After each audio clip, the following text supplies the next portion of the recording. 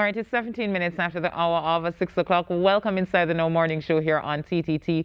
We have with us this morning Mr. Alvin Douglas, who is president of the Glass Bottom Boat Association and the Dive Association, and of course he has his own company as well. And we just wanted to talk about, the reopening of the waterways and how this has affected them and their businesses. Good morning to you, Mr. Douglas.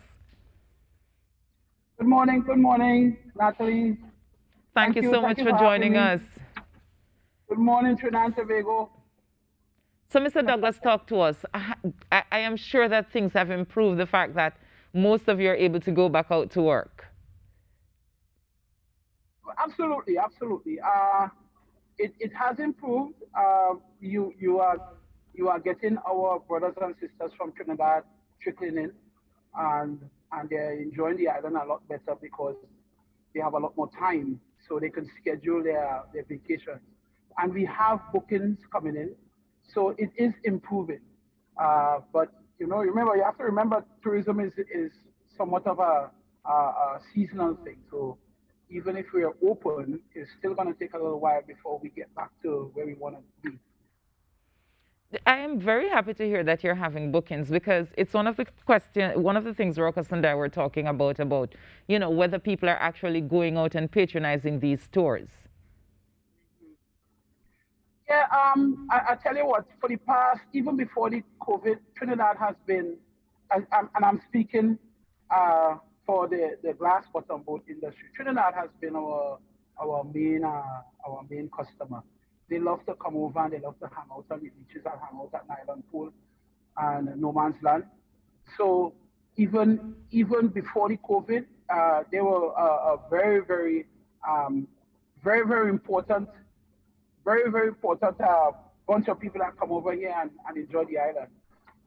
But for the dive sector is one of these niche markets that is going to take a little time to bounce back, because people plan way ahead, years ahead, to dive, and so it's going to take a little time for us to get back our clientele and get ourselves. We have to market specifically for that niche in order to capture that audience.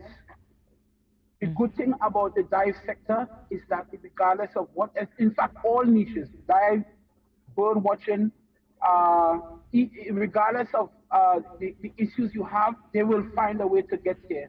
But you have to market specifically for that niche.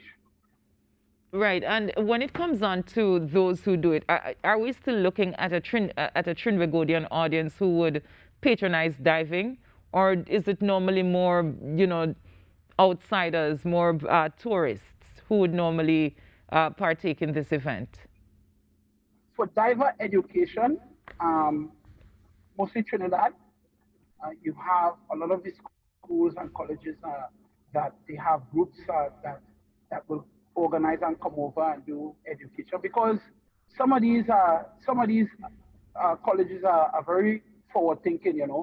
Astra boys in particular from San Fernando, they've had a dive club for years, because they want to broaden the mind of the kids and give them a lot more scope in their career.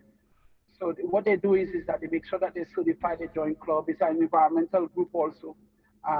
So they do environmental stuff, lionfish killing, full education package, so that they can specialize in areas like marine biology, environmental science, end up in the Coast Guard, end up in commercial as a commercial diver, end up as doctors, because of the fact that they've experienced scuba diving, and that is one of the things that would chart their progress through life. So for that educational part, Trinidad, yes. For recreation, again, we haven't been able to market the island specifically for scuba diving. So you find that our other competitors, Grenada, Barbados, St. Lucia, although we're way past them when it comes to the environment, we are a lot more unique and we are diverse. But their marketing initiative, their marketing strategy is a lot better than ours at this point. Mr. Not Douglas, to mention, they plan a lot. From where you sit, what do you think it is that we need to do or say to market Tobago more as a destination? The first thing we need to do, we as a people have to know what we have to put value in our product. We can't sell something that we don't appreciate. They have to appreciate your country and they have to appreciate the beauty and the diversity and how a lot of people want to come here and want to live here. Because tourism is I used to do a advertisement and local advertisement, all are we thing. It means that everybody has to be involved in it. So the first thing we have to do is somewhere along the line on our education, we have to involve some kind of appreciation for our islands, and this way it's going to translate in us being able to show off our island when we go back. We have to appreciate it. It's only now you find that I have a lot of locals. When I say locals, I mean people from Tobago curious about scuba diving because you have a taboo about the water. So they can't possibly market it as a dive destination or one of the premier dive destinations on the Caribbean if they don't themselves appreciate it. So that's the first thing that they need to do. We have to appreciate it. And then we have to also plan. We have to plan and we have to invest in our product. You know, you have to spend the money behind it because you know that that investment is going to come through in the next 2 or 3 years. It's not going to be 6 months. It's going to be 2 or 3 years of strategy. 2019 was one of my best years in 10 years. And it's because we had a consistent marketing strategy on the island, and it started to take root. It started to grow. We started to have bookings. Everybody came back to life.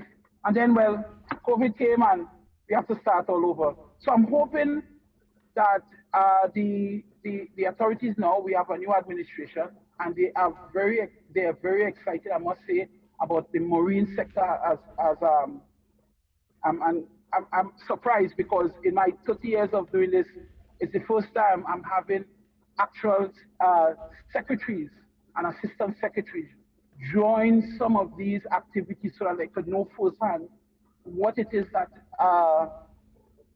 Tobago has to offer, and that is going to be great. That is going to be great for the island. So they've invested in it their time and their effort. We need to put some more money. We need to know that we're not marketing, we're not investing in it.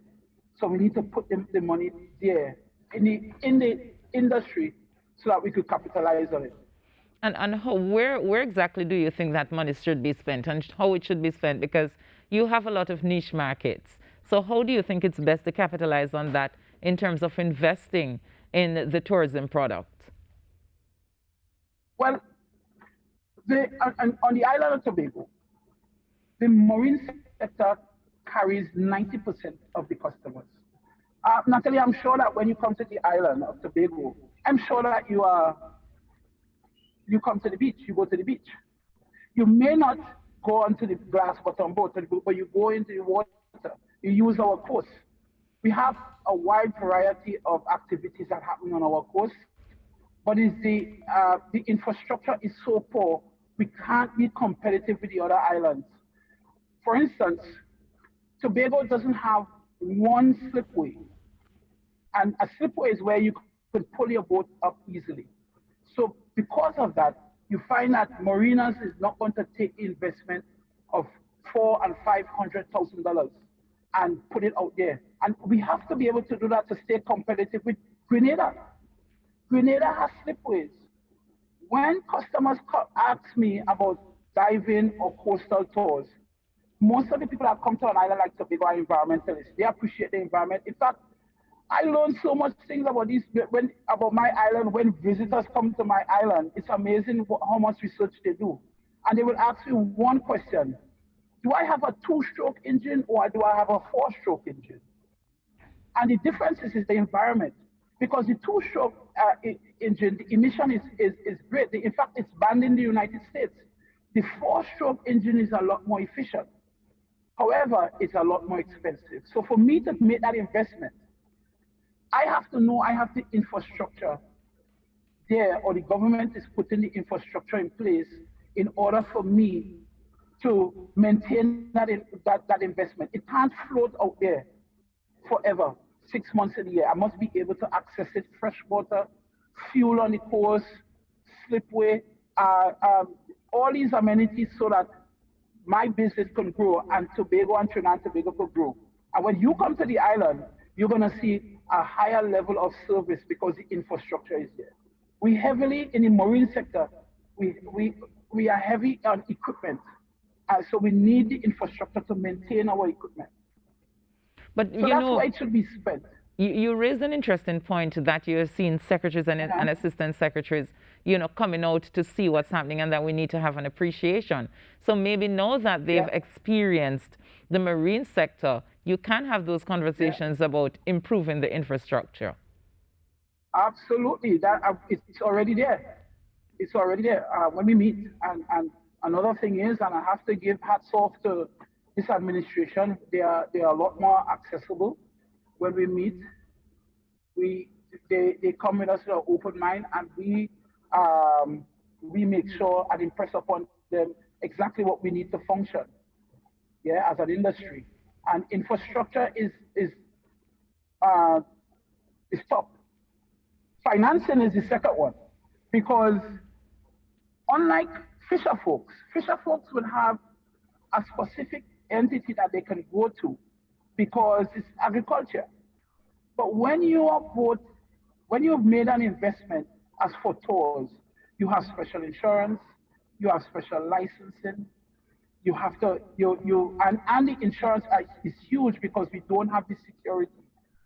The banks don't see our assets as collateral.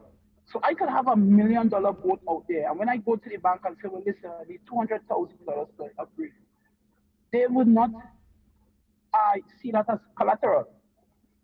So we have to find a way to be able to support that industry, or else we're going to always be mediocre. We're going to always be, because our brothers and sisters in Barbados and Grenada, we keep in contact all the time, and the government recognizes them as some of part of the machinery that turns that wheel. Because as the glass bottom boat by itself, you might think that, okay, it's a bunch of locals that just bought a boat. But you have to remember, people specifically come to the island to go on the reef. And because of that, people are transported, people eat in the restaurant, people are housed. So it's an economic driver, and we have to be able to support it and maintain it and upgrade it. Right. So what do you think of the fact that Carnival in Tobago might happen in October, not now? Because I'd want to believe that if there was carnival activity, it might have, gotten a few people across the Tobago more than usual. Oh yeah.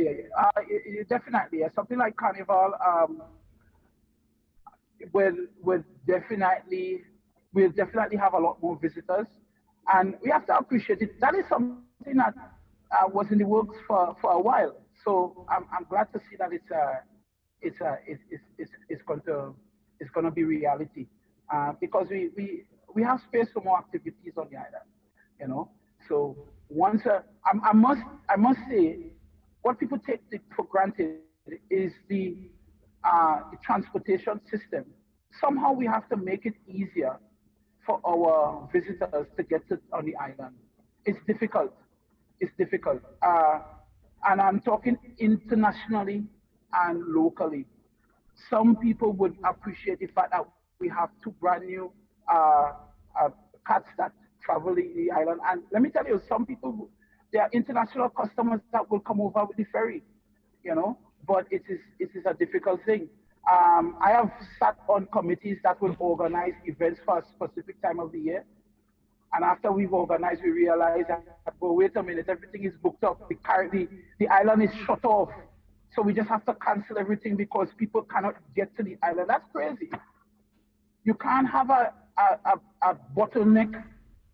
You can't bottleneck the island and think that tourism is going to flourish. So you think they need to improve more flights and more improve the ferry service as well?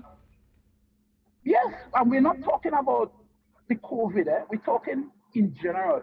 We have always have had issues, and it's been around the peak seasons, the Christmas, Easter, the summertime, where it is closed off. If you don't book months in advance, you cannot get to the Tobago.